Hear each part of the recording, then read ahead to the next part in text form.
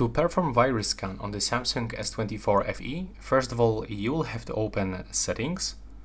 Now start scrolling until you find this option called Security and Privacy.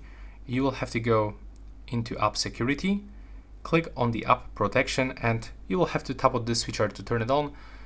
In my case, it was just transferred into the scan phone because I already scanned my phone. Click right here, and now it's actually scanning for some kind of the malware and other suspicious applications. So just wait for it until it will hit 100%.